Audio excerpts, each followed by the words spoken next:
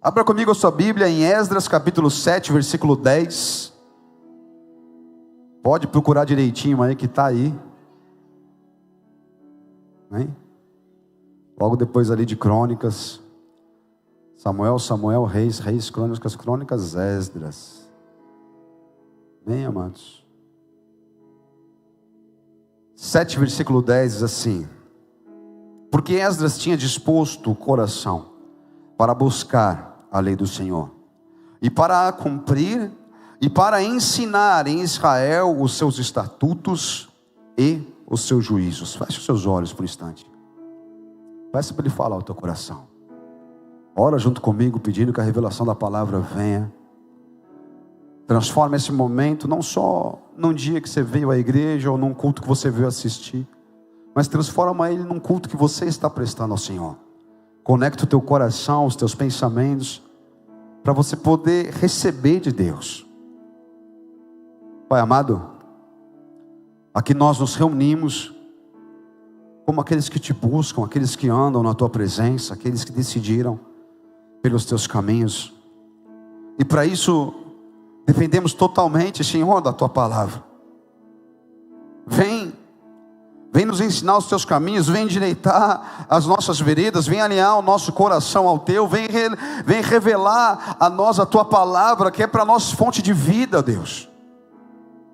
Dá-nos do alimento espiritual nessa noite. Vem nutrir aqueles que estão de alguma forma desnutridos, Pai. Vem suprir a carência, Senhor, do espírito e da alma daqueles que chegaram à tua casa. Só o Senhor sabe como cada um entrou aqui nessa noite, mas na verdade que para todos nós, só o Senhor é a resposta, só o Senhor é a orientação, só o Senhor é a cura e a salvação, Jesus, e Tu és o Verbo encarnado. Vem falar com a Tua igreja, vem falar com cada um de nós. Eu me humilho, meu Deus, na Tua presença, te peço, fala comigo, se revela a mim. E me usa, Senhor, nesse altar. Flui através da minha vida, Senhor, a Tua bênção. Flui através da minha vida, Pai, a Tua palavra. Eu preciso Te ouvir, os meus irmãos e irmãs aqui também. Fala conosco, Senhor, pois nos colocamos na Tua presença. Que o céu se abra. Espírito Santo de Deus, conduza esse momento, Senhor, em nome de Jesus. Amém? E amém. Se você crê, aplauda o Senhor Jesus por isso. Aleluia, glória a Deus. Amados, Esdras era um sacerdote e ele tinha muito conhecimento da palavra, porque uma das suas tarefas era transcrever como um escriba, transcrever a palavra. Então ele transcrevia a lei de Moisés, ele transcrevia os salmos de Davi, ele transcrevia os escritos, a respeito de Josué, ele ficava ali, dos juízes, ele ia transcrevendo a palavra de Deus. E ali isso trouxe para ele um conhecimento e um despertamento, para um momento onde o povo estava afastado. E o que ele queria fazer era algo muito importante, porque diferente dos dias que vivemos, onde nós somos a adoração e o templo do Senhor, isso construído através do sacrifício de Jesus pelo Espírito Santo de Deus.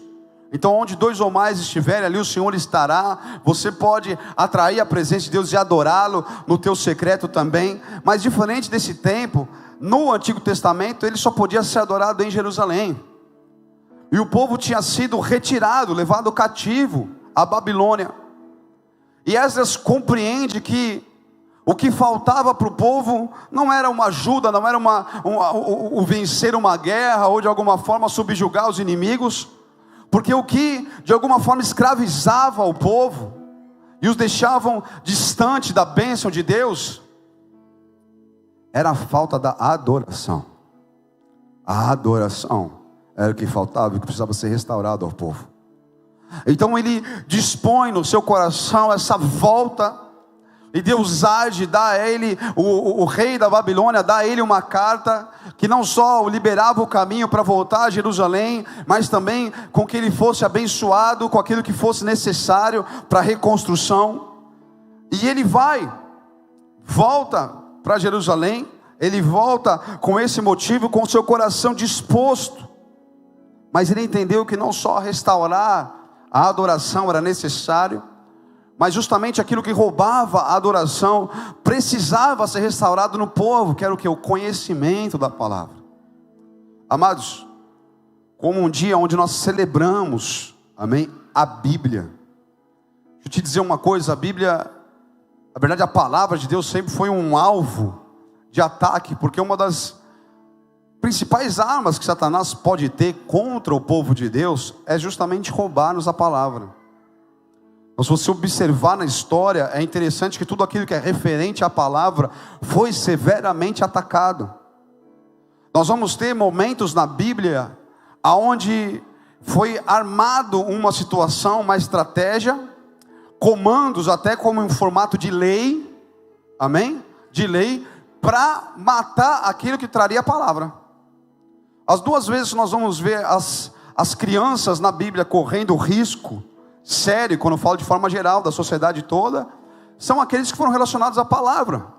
Então, por exemplo, Moisés, ele representa a lei. Nós temos até Jesus, no Monte da Transfiguração, ele encontra com o profético e com a palavra. Ele tem um encontro com Moisés e com Elias, ali no Monte da Transfiguração, junto com Pedro, Tiago e João. Mas só, enfim, dando uma pincelada, só para você entender essa representação. Moisés, ele representa o envio da palavra, porque ele que trouxe, ele que recebeu de Deus, não só as tábuas dos 10 mandamentos, mas ele recebeu toda a lei, todo o desenho do tabernáculo, todo o desenho da arca da aliança, todos os utensílios do templo. Ele recebe tudo. Deus vai revelando a ele aquilo que depois sabemos que é a sombra do verdadeiro, mas ele recebe isso, escreve tudo isso, e isso na verdade se torna a constituição do seu povo.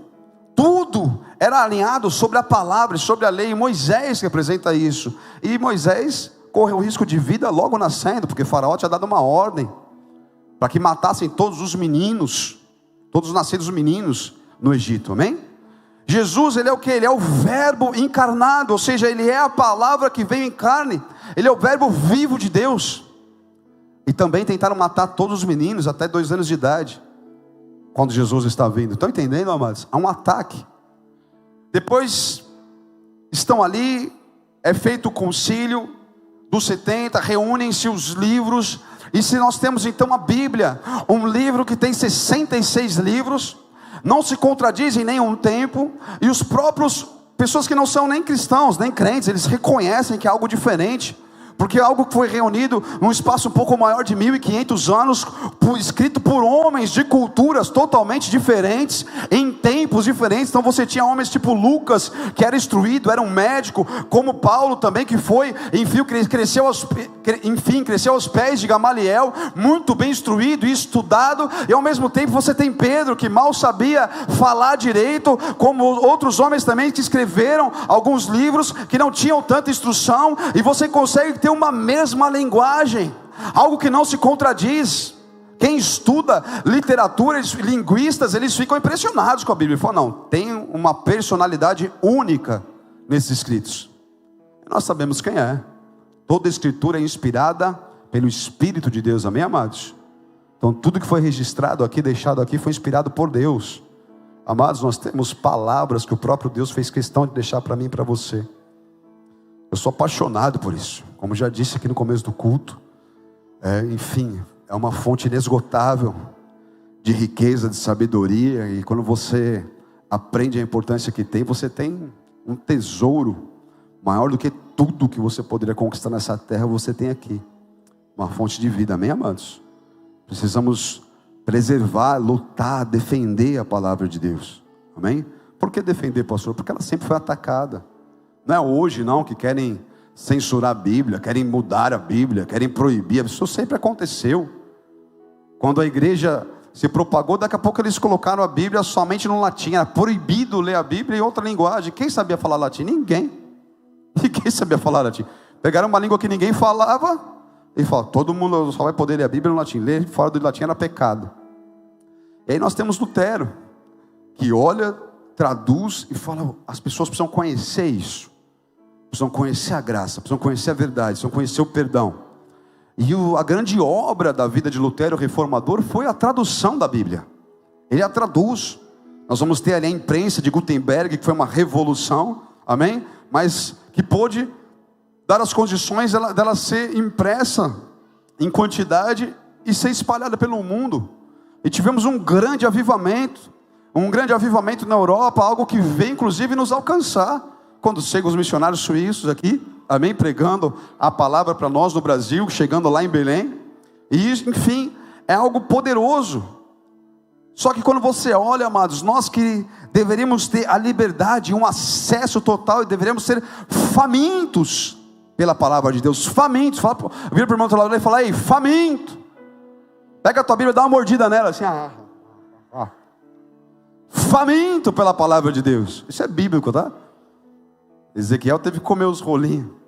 João também, dá uma lá em Apocalipse, ele veio e é procurado comer aquilo que era doce, depois amargo, amém, amados? Mas é você se alimentar da palavra, não precisa jogar um ketchup e comer a Bíblia, não é isso, amém? Mas você ter fome por ela. Há algo justamente espiritual. Eu quero te esclarecer hoje, que o Senhor ele possa despertar o teu coração por um desejo da palavra de Deus, não só uma leitura por conhecimento humano, mas uma leitura por entendimento espiritual, que o Senhor comece a revelar a você a palavra dele como nunca na tua história, em nome de Jesus. Porque quando você começa a conversar com pessoas, a gente vê a dificuldade que as pessoas têm às vezes para se aprofundar ou para se deliciar numa leitura bíblica. Muitos cristãos que amam a Jesus, às vezes, resumem seu relacionamento com a Bíblia em momentos de culto, em leituras de uma célula, ou em momentos esporádicos. Mas não deveria ser assim. Deveria ser algo contínuo e diário, porque é o pão nosso de cada dia, é um maná diário. E hoje nós temos acesso a isso. E aí eu vejo uma outra armadilha do inimigo, porque se ele conseguir te afastar da palavra, ele está te afastando da tua arma. É a espada, é aquilo que te fortalece, é aquilo que te alimenta, mas é aquilo que te dá habilidade para guerrear as guerras espirituais. Jesus, quando é levado pelo Espírito Santo ao deserto para ser tentado pelo diabo, como que ele combateu Satanás? Com a palavra. Trechos de Deuteronômio, ele usa textos da Bíblia justamente para combater cada um dos ataques. Se assim foi com Jesus, se ele precisou usar, se na verdade Satanás teve a ousadia de tentar o próprio Jesus, você acha que não vai ter comigo com você? Você precisa ter um conhecimento, você precisa ter a palavra, você precisa manejar bem a palavra da verdade. E hoje o que aconteceu é que a Bíblia, ela é o grande best-seller, ela está na maioria dos lares, apesar que essa última geração isso mudou um pouco. Mas provavelmente na casa do teu pai, do teu avô, duvido que não tinha uma Bíblia lá. Pode ser que não em todos, mas na maioria esmagadora dos lares, tinha uma Bíblia ali, não tinha? Só que ela estava lá engessada, no Salmo 91. Aquela página amarela praticamente se decompondo. O pó já possuiu a página. Se for tirado do Salmo 91, ela desfalece, ela desintegra. Aí um fala assim, né, pastor, na minha casa não era no Salmo 91, era no 23. Meu Deus, uma fonte de tão rico conhecimento, onde há poder para salvar e para revolucionar não só uma vida, mas uma nação, uma geração inteira, estagnado, engessado no lugar. Isso precisa nos causar um certo impacto, porque nós vivemos na era da informação. Nunca se teve tanta informação com tanta velocidade. As pessoas, elas consomem informação praticamente quase todo o tempo que elas estão acordadas. Daqui a pouco vão dar um jeito de, dormindo ainda assim, você de consumir algum tipo de conteúdo.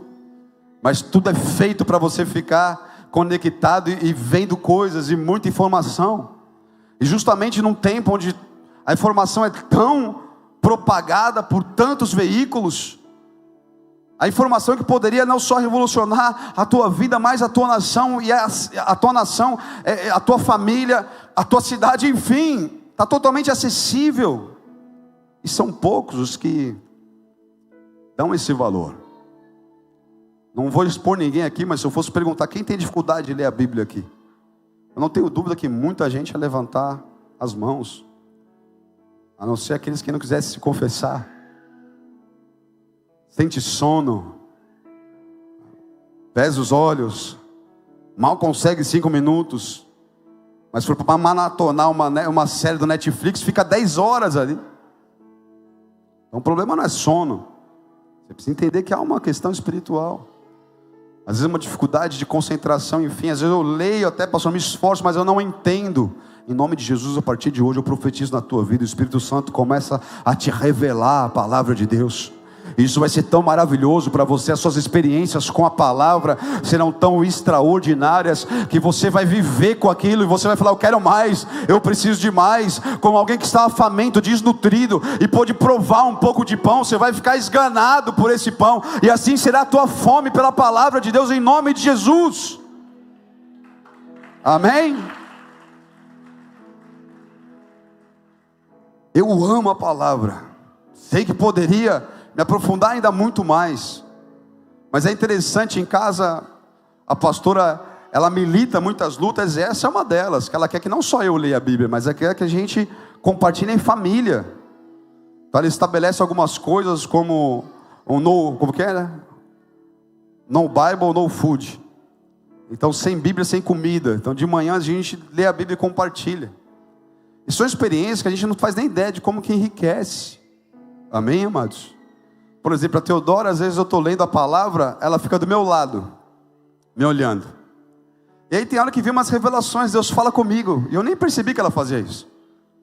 Mas esses dias ela começou a falar, ela falou, lá. Ah, não. Eu não, o que, filha? Não, ainda não está cheio de Deus. Eu falei, por que você está falando isso? Não, porque quando o senhor fica cheio de Deus, o senhor fica todo arrepiado, até a canela.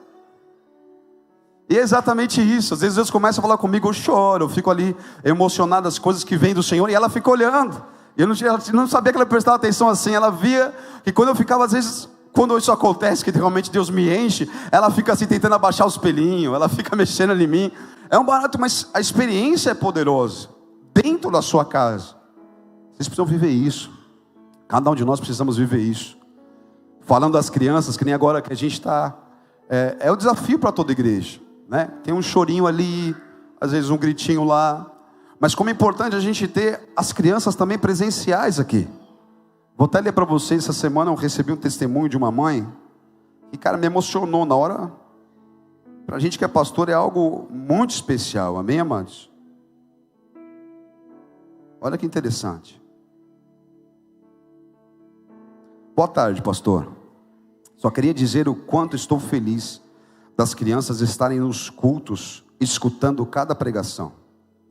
Eu sempre converso com meu filho, quando vemos um documentário, uma pregação, músicas, quando ele lê a Bíblia.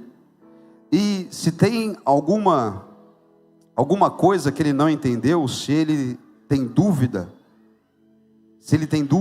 enfim, conversamos sobre isso.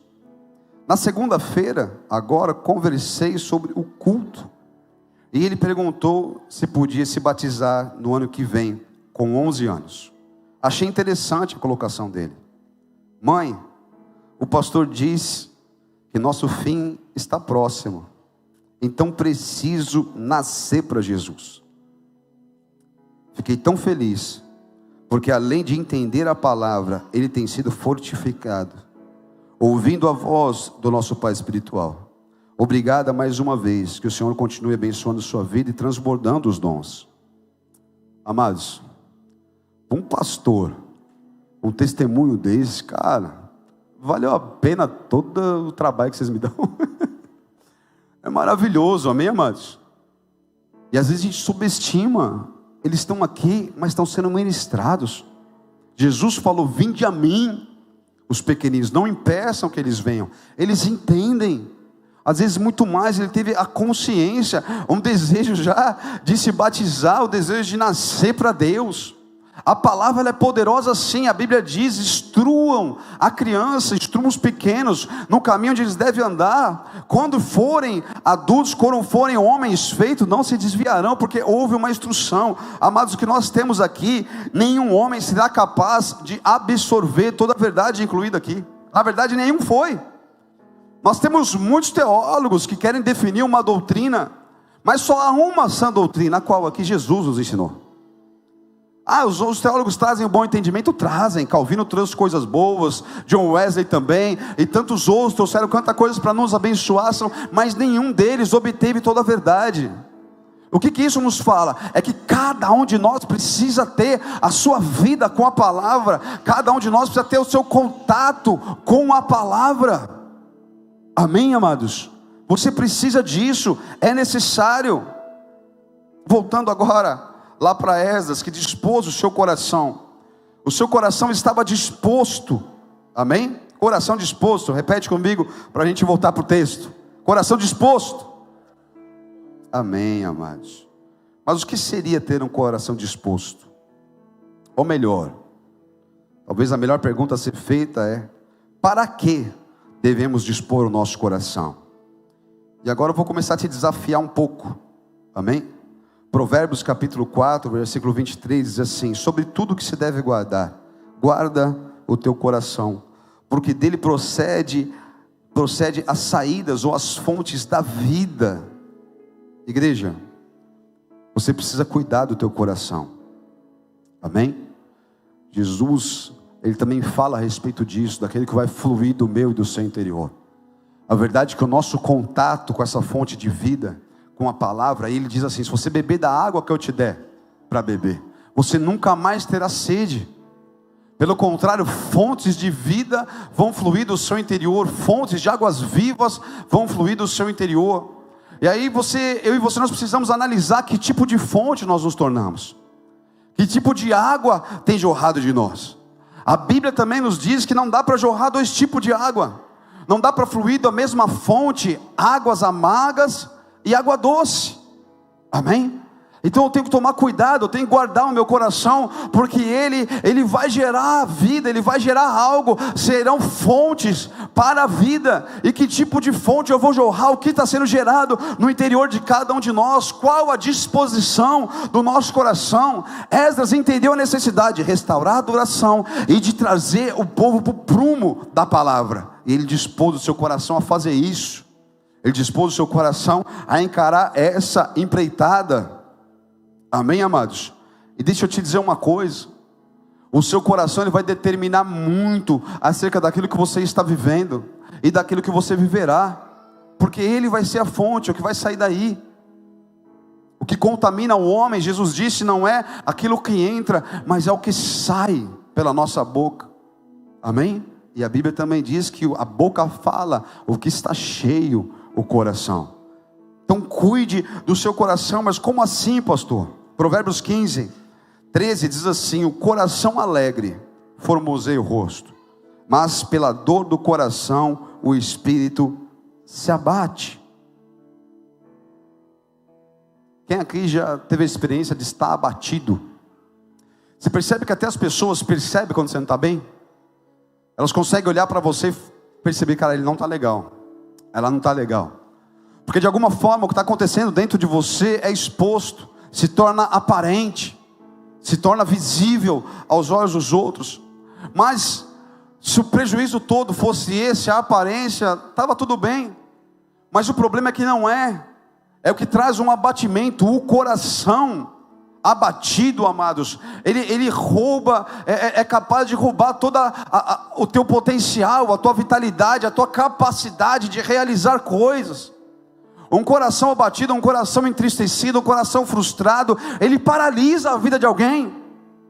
E muitas vezes a vida de alguém cheio de habilidades, cheio de dons, cheio de talento, cheio de capacidades para realizar grandes obras, mas é neutralizado, porque o coração está abatido, o coração é paralisado. E quando não há disposição, se anula as forças.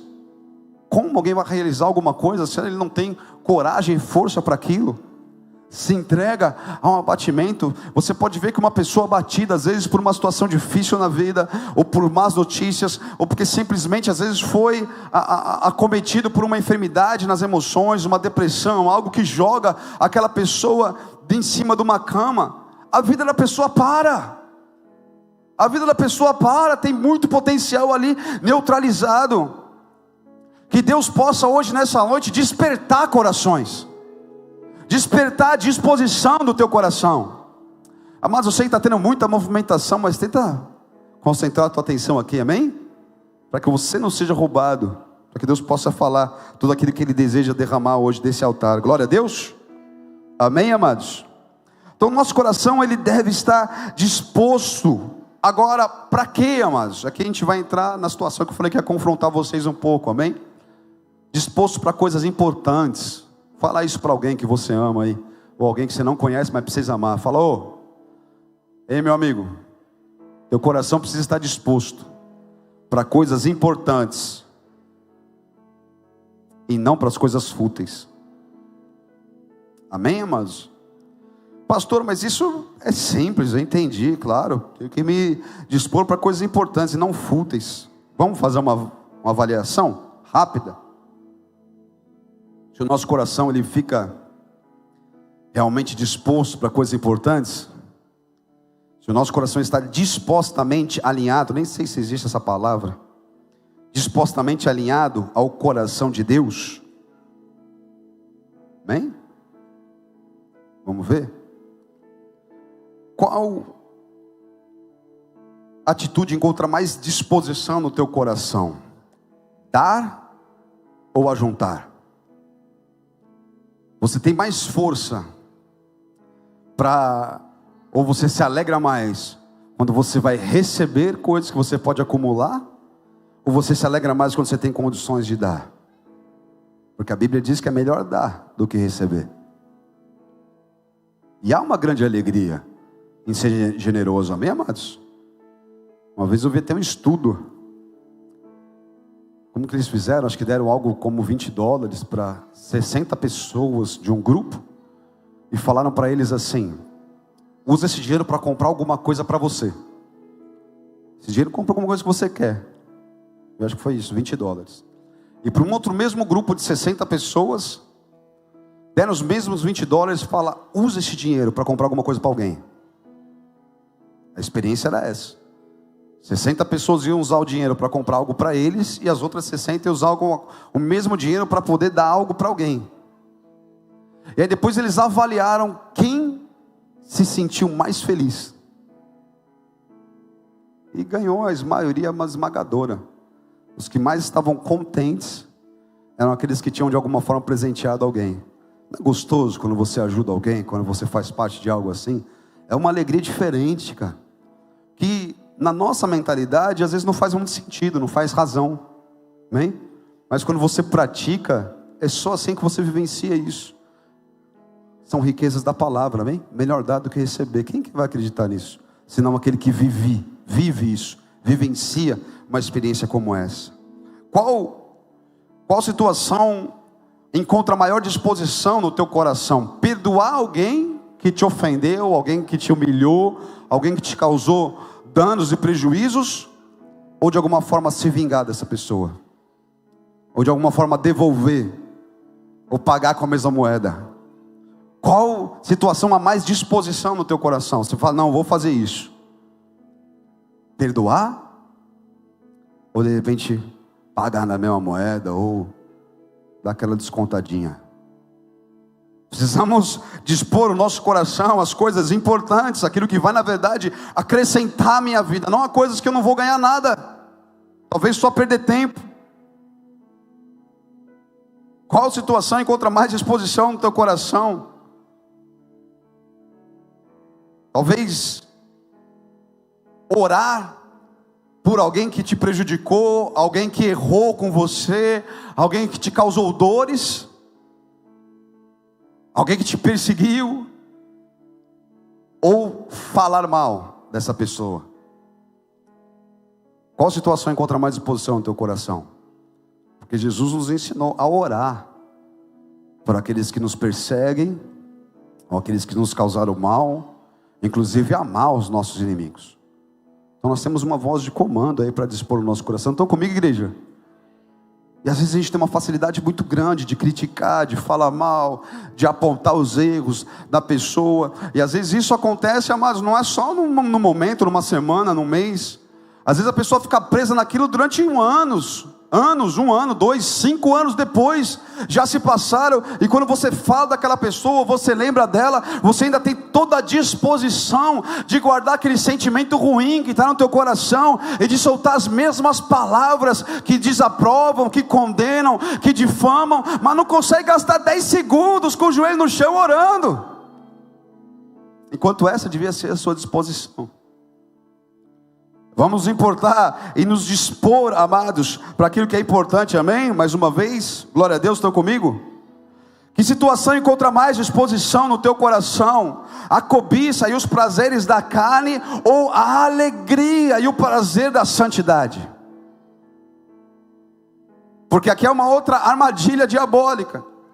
Muitos acham que andar com Deus ou servir a Deus é um lugar de privação de prazeres e alegria. Sinto muito, amados. Você está desconforme a palavra, em desacordo com essa palavra aqui, porque aqui está dizendo que eu prefiro um dia as portas, aos átrios da casa do meu Deus, do que 1000 em qualquer outro lugar. Aqui está escrito que o meu prazer está na lei do Senhor, e nela eu medito dia e noite. Ele é o meu vinho novo, Ele é aquele que traz alegria. A presença de Deus é ela que formoseia a sua face. A presença de Deus é o que te alegra de verdade. Não há coisa melhor, amados, do que você poder entrar na presença de Deus sem acusação. Não é verdade? Você está bem com Deus, é maravilhoso, bem? Só que muitas vezes as palavras que saem da boca de muita gente, fala: pastor, é mais forte do que eu queria tanto não fazer mais isso, não fazer aquilo. Eu sei que às vezes tem vícios, tem situações que é difícil, mas espera aí, a Bíblia diz que Cristo te libertou. A Bíblia diz que não viria sobre nós tentação tamanha que nós não pudéssemos suportar, e que Ele nos daria com o Espírito Santo escape, para que você fosse livre, amém? Então toda prisão que de alguma forma até quer te absorver, enfim, é porque na verdade Ele encontra no teu coração a disposição para aquela prática. Ele encontra no teu coração, e eu vou te falar, às vezes para fazer o que é errado tem que ter uma grande disposição. Tem que maquinar o mal, tem que gastar estratégia, tem que conseguir se esconder, tem que conseguir fazer tanta coisa, tem que dar pirueta, cambalhota, e olhe lá, para conseguir fazer o que é errado, porque não é tão fácil assim. Mas às vezes as pessoas têm tanta disposição no coração para fazer coisas escondidas, coisas sorrateiras, e tão pouca disposição para poder se alegrar, para se entregar e para viver aquilo que Deus tem. Pessoas são roubadas em tantas situações ruins, às vezes um relacionamento que está só te levando para o inferno, não acrescenta nada de bom na tua vida. Às vezes seria tão fácil simplesmente andar com Deus, esperar o que Deus tem de melhor para você, mas você fica tentando dar os teus jeitos, em vez de você reconhecer o Senhor em todos os seus caminhos, deixar Ele endireitar suas veredas. Você quer você mesmo endireitar a vereda, e já tem dado tanta cabeçada na vida, tem toda hora quebrado a testa em tantos lugares ruins, mas ainda quer insistir no mesmo jeito. Para que isso? Começa a ter o prazer da santidade, daquilo que é santo, daquilo que é virtuoso, daquilo que é louvável, daquilo que é bom, daquilo que é agradável. Se dê a oportunidade de conhecer uma vontade boa, perfeita e agradável. Se torne uma pessoa amável, uma pessoa santa, uma pessoa que ama a Deus. Pastor, mas isso é possível? Opa! Senão não nos ensinaria que nos importa ser santo porque Ele é santo. É desafiador, mas é Ele que vai nos dar as condições. Ao homem é impossível, mas nada é impossível a Deus. Amém, igreja? Precisa ter disposição no teu coração para aquilo que é bom. Qual a disposição no teu... Qual situação encontra mais disposição no teu coração? Defender a tua fé, os princípios, aquilo que você crê? Ou a necessidade de ser aceito pelas pessoas? Porque muitas vezes não vai dar para fazer as duas coisas. Na verdade, aqui para frente, cada vez menos vezes vai dar para fazer a mesma coisa. Esses dias eu estava na fisioterapia e começa a surgir conversa. E às vezes eu quero nem participar de algumas conversas. Mas tem hora que as pessoas olham para você e falam, não é verdade? Aí, tipo assim, a gente tem que ser amável e ter sabedoria, amém, amados? Você não tem que ficar atacando o versículo na cara de ninguém, senão você vira aquele crente chato. O cristão, aquele que anda com Cristo, você se torna atraente, as pessoas acabam gostando de estar perto de você, elas querem ouvir o que você tem para falar. Só que tem hora que não dá para você concordar com tudo, não dá para você querer ser o simpaticão. Eu falo, não, isso não está certo. Não, mas como assim? Como? Meu Deus, mas eles sofrem. Não, muitas pessoas sofrem. Mas para fazer aquilo que é aceitável a Deus, não é a Bíblia, nem as igrejas, ou a sociedade que tem que se conformar com os erros da pessoa. A pessoa que tem que se conformar com o que a Bíblia diz. E o assunto era homossexuais. Ah, mas meu Deus, eles são perseguidos, eles são... Eu falo, olha, na boa, eu acho que os cristãos estão muito mais perseguidos hoje do que homossexual. Hoje talvez o preconceito seja muito maior cristofóbico do que homofóbico. Meu irmão, velho, aquele climão, assim. E hoje quando eu chego na fisioterapia, fica um climão ainda. Fica um climão. Vou fazer o quê? Mas e aí, nem sabia que eu era pastor nem nada. Mas vamos para o inferno? Se não se arrepender, vai. Oh, mas o que é isso? Isso é uma tirania. Eu falei, não, isso é a palavra de Deus. Eu tive que me arrepender dos meus pecados, como me converti. Eu era um viciado, eu era promíscuo, eu tinha muitas situações, eu era um mentiroso, enfim, um monte de coisa ruim que dá para falar. Eu tive que me arrepender e me consertar com cada um deles. Amém? Santificar. É o que a Bíblia diz, não é o que eu acho, nem o que é melhor para mim. Aliás, melhor para mim entre aspas, porque o melhor para mim é a palavra. Amém? E hoje está fácil de fazer isso? Está fácil? É fácil de falar desse tipo de coisa que eu estou falando para você aqui no teu trabalho, na tua escola, na tua faculdade, nem perigoso você ser lixado, mas, enfim, é uma grande honra, né? Não é isso que a Bíblia diz? É uma grande honra a gente poder ser um mártir, né? Enfim. Mas aí você vai ter mais disposição no teu coração para quê? Para ser aceito pelas pessoas ou para defender a palavra? Bem? Faça isso com estratégia, tá? Não sai tacando a coisa nas caras dos outros, não. Mas tem que falar o que é verdade. Não dá para a gente fugir dela. É a Bíblia, é a palavra de Deus. Eu tenho que entender qual é a disposição do meu coração e centrar o meu coração naquilo que é agradável a Deus. Tem mais uma ainda. O que encontra maior disposição no teu coração? Ter um caráter aprovado por Deus ou levar vantagens? Como assim, pastor? Porque muitas vezes para você ter um caráter aprovado por Deus, talvez você leve prejuízo financeiro. Porque você não vai mentir. Você vai falar a verdade. Você não vai querer receber o auxílio emergencial, porque você está trabalhando. Você não vai contar situações, você não vai querer assinar um acordo para você receber o auxílio desemprego, sendo que você está saindo do emprego para entrar em outro. Não é verdade? Talvez as pessoas olhem e falem, mas você é bobo, pô, faz isso, todo mundo faz. Mas e Deus está olhando para você e está pensando o quê?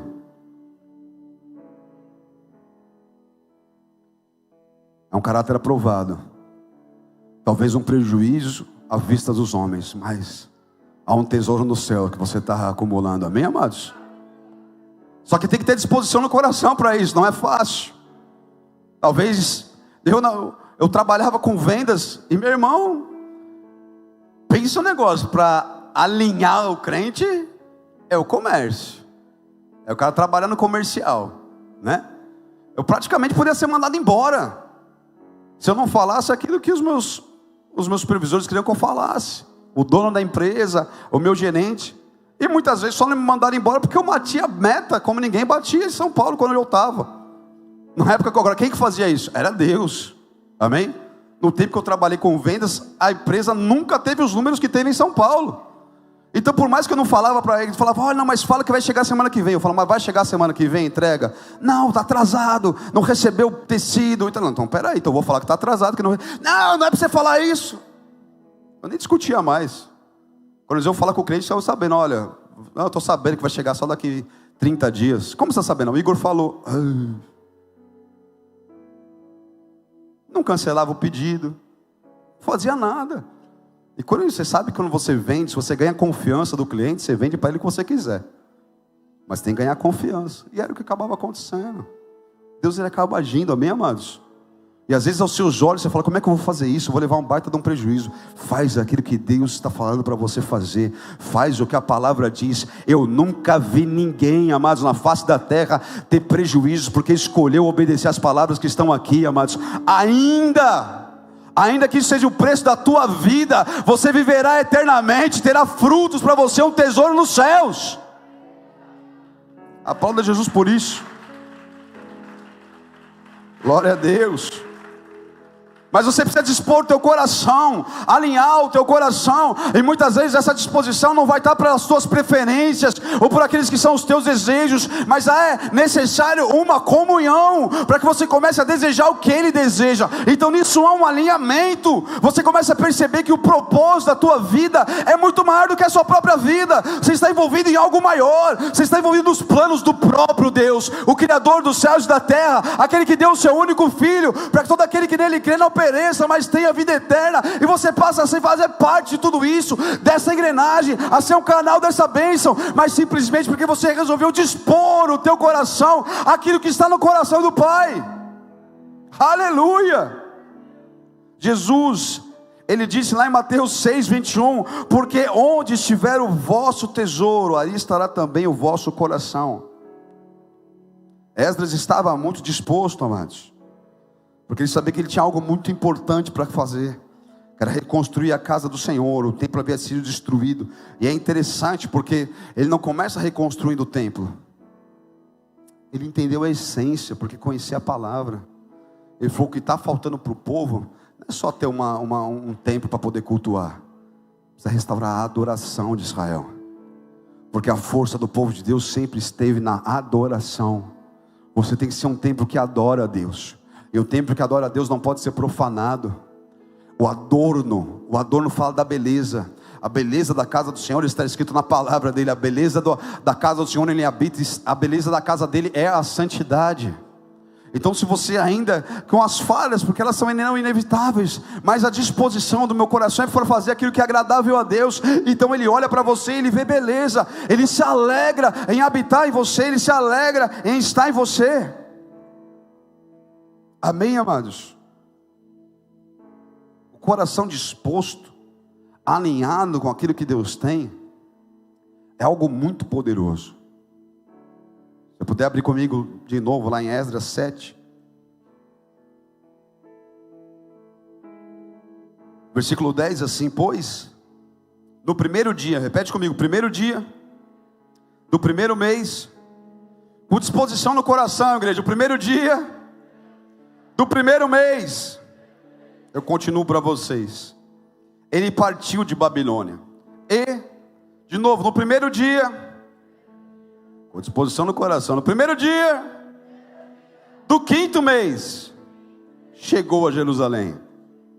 Eu continuo para vocês, de acordo com a boa mão do seu Deus sobre ele, porque Esdras havia disposto o seu coração para buscar a palavra do Senhor, e para executá-la, e para ensinar em Israel os estatutos e juízos. Deixa eu te falar uma coisa. No primeiro dia do primeiro mês, ele saiu da Babilônia. No primeiro dia do quinto mês, ele chegou em Jerusalém. Esse cara andou 5 meses, indo para uma terra desolada. Ele saiu da maior potência do mundo naquela época, onde estava toda a riqueza, onde todas as nações tinham se submetido, porque ele tinha dominado tudo. E ele vai agora para um lugar que está arrasado, que não tem nada, tem que começar do zero. Você acha que tinha que ter disposição no coração ou não?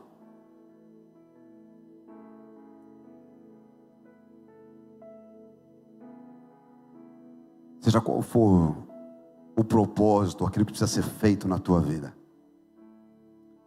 se é aquilo que Deus tem falado para você fazer, ainda que muitos sejam contra, ainda que muitos digam: você está louco, você vai fazer o que lá?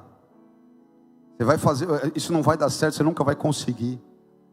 A partir do momento que você alinha o teu coração, você é algo de Deus, amados, Ele vai te dar o vigor necessário. Ele vai te dar a habilidade mental necessária. Às vezes você fala, não vou conseguir, e para tantos propósitos, talvez o seu sonho seja passar num concurso, seja entrar em tal faculdade, prestando vestibular, eu não sei, você mesmo se vê limitado, fala, não consigo estudar, não consigo fazer aquilo. É isso que Deus tem para você, tenha só essa certeza, coloca isso diante de Deus, que você vai ver que a disposição e o vigor para cumprir essa tarefa vai vir dEle. Não foi só porque Esdras era bom ou era habilidoso, mas olha como que o texto é concluído, de acordo com a boa mão do Senhor sobre ele, porque ele havia disposto o coração. Entenda primeiro o que Deus tem para você, e nós como igreja temos que estar em todas as esferas da sociedade, seja nas artes, seja na mídia, seja na publicidade, seja na ciência, na medicina, seja na engenharia, seja onde for, você vai lá, você leva o reino. É isso que Deus tem, é lá que Deus quer te colocar. Dispõe o teu coração para em tudo que você fizer, você louvar e adorar o Senhor, como foi com Daniel na Babilônia, como foi com Sadraque, Mesaque e Abednego, como foi com Esdras. Seja a diferença, seja aquele que Deus colocou naquele lugar e faça a diferença, porque Ele vai resplandecer a glória dele em você. Ele fará isso. É o compromisso que Ele assume. Olha o ensinamento que Jesus nos dá. Ele diz assim: alguém acende uma candeia para colocar debaixo da mesa? Não. Faz o que? Antes o coloca no lugar mais alto da casa.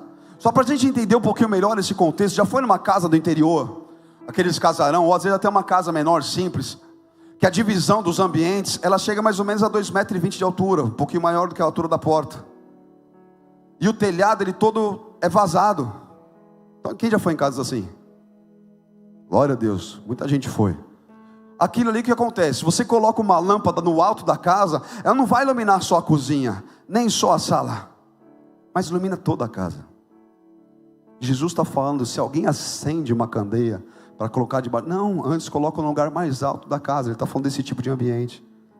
Se Ele deu esse ensinamento, você acha que se Ele acender você, meu filho, Ele vai colocar você debaixo da mesa?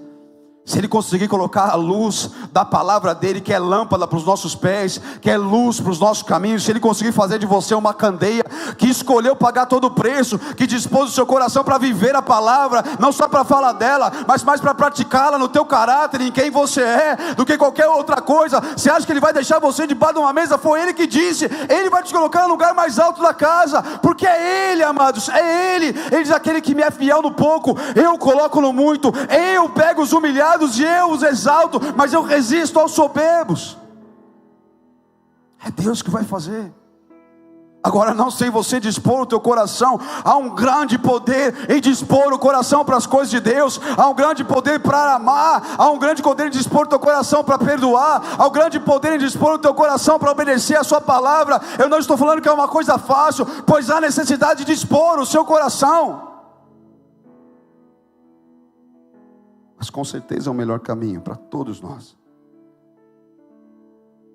Buscar a palavra, praticá-la, quer executá-la. E se você ler Esdras e Neemias, antes era o mesmo livro, depois separaram em dois. Mas você vê o mesmo princípio, daqui a pouco você vê ele cumprindo exatamente como Moisés escreveu. E ele tinha um zelo por aquilo, por fazer exatamente como Moisés disse. Quando a disposição do teu coração, amado, já não é mais acerca dos teus interesses, dos seus próprios propósitos, mas quando o que é importante para Deus agora é importante para você também, então você está pronto para ser essa candeia. Agora é um processo encontrar esse lugar onde você consegue alinhar o teu coração, porque há muitos barulhos. O mundo está cheio de ventos, está cheio de coisas que vão querer brilhar para nós. Em nome de Jesus, que a luz da palavra comece a brilhar tão forte no teu coração a partir de hoje, que você comece a ter entendimento profundo acerca das riquezas do reino de Deus deixadas para nós aqui. Não pode, a tua vida com Deus não pode se resumir em cultos de domingo ou células pela semana. É o pão nosso de cada dia, é algo diário. Vamos romper com essa fome espiritual, amém, amados? Romper com tudo isso. Havia muita coisa para fazer, Esdras tinha muito trabalho ali. Era o altar sendo reconstruído, era o templo precisando ser projetado, o material que precisava chegar, cuidado contra os inimigos para não serem saqueados. Havia muita coisa para fazer. Ele podia falar muito bem, ele podia muito bem dizer: olha, eu tenho tanta coisa para fazer agora, e coisas importantes, que eu vou deixar para buscar a palavra depois, colocar a busca pela palavra em segundo plano. E essa é uma armadilha que muitos de nós caímos. É a primeira coisa a ser feita, é a primícia. Não quero estabelecer aqui uma doutrina, mas eu quero te dar um conselho. Eu decidi no meu coração colocar a palavra de Deus como o primeiro alimento do dia. Começa a colocar: mas difícil, acorda mais cedo, não sei. Mas dispõe o teu coração para se alimentar da palavra. Ah, pastor, mas eu venho, eu ouço a tua pregação, e aí depois também eu vou lá, e eu coloco a pregação de tal pastor no meu carro, e eu coloco a pregação de não sei. Amados, você está comendo daquilo que alguém já comeu. Ele quer dar um alimento para você. Ele vai te revelar o que ele não revelou para mim. Ele vai falar coisas para você que eu preciso ouvir, mas que ele vai revelar para você. E deixa eu te falar mais uma coisa: não fica ouvindo 500 pastor não. Ah, mas é bom. Não, peraí, você já tem pastor.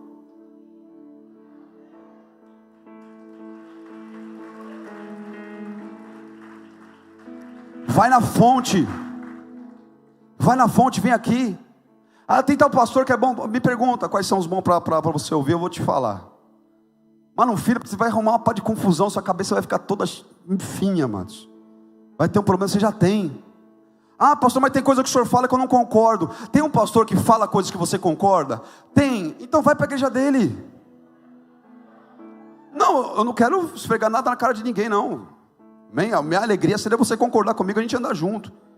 Mas precisa ter concordância para a gente andar junto. Senão, na verdade, vai trazer um prejuízo muito grande para você. Eu estou fazendo o que eu fui chamado para fazer, e eu ando conforme aquilo que Deus me ministra. Se de repente você não está em acordo, e você começa a ser tentado, justamente você ter uma disposição no coração para falar mal, para criticar, é ruim para você, porque a Bíblia fala que isso vai trazer maldição. Então tem um pastor que você está alinhado, vai para lá. Porque isso vai ser bênção para a tua vida. Poxa, mas ele está lá em Goiás, está lá em Santa Catarina. Na boa, se fosse eu ia para lá. Porque eu sou assim. Amém, amados? Tipo Eliseu na bota de Elias, velho. Eu ia colar na grade, eu fazia isso. Eu rodava 2 horas para ir para a igreja, pergunta para ela. E não era um dia ou outro não, era todos os dias praticamente. Morava em Santo André e ia lá para São Paulo. Era 40 km no trânsito de São Paulo. Não pegava estrada não. Era farol e pá, e trânsito. Era uma luta. Só que eu tinha igreja na esquina da minha casa, tinha igreja. Na verdade tinha muita igreja na minha cidade. Uma cidade de 800 mil habitantes, tinha um monte de igreja. Mas eu entendi aquela visão lá. Eu falei: eu quero andar com aqueles doidos lá. Eu olhava e falava: puxa, eu concordo com tudo isso que ele está falando. Concordo com essa visão, é assim que eu entendo. Para mim o evangelho é isso. Outros, quer dizer que o outro lá não é lógico que é o evangelho também. Está pregando a Bíblia, é bênção. Tem gente que vai se encaixar lá. Amém, amados? Mas a disposição do meu coração está alinhado aqui. A minha maior alegria foi quando ele me chamou para sair de Santo André e falou: não, você vai ficar comigo na sede. E olha que foi uma alegria difícil de ter, porque nós trabalhamos 4, 5 anos para plantar uma igreja na nossa cidade, e a igreja abriu 2 quadras na minha casa. Eu tive que voltar a rodar os 40 km. Você imagina isso? Abre a igreja lá do lado da tua casa, na Zona Norte, lá, e você roda para cá. Cadê a galera de Paulista? Galera de Olinda? Eu chegar para você de Olinda quando sair a igreja lá e falar: eu quero você aqui comigo em Recife. Quero ver se você vai ficar feliz. Eu fiquei dividido na hora. Mas poxa, que honra, né? O apóstolo me chamar para andar perto dele. Aí deixou eu ficar lá perto dele 1 ano. Depois falou: vai embora. Bateu para longe. Tirou a flecha. Primeiro para 500 km, depois para 3.000. Então eu aqui. Daqui eu pretendo ficar até Jesus voltar. Amém, amados?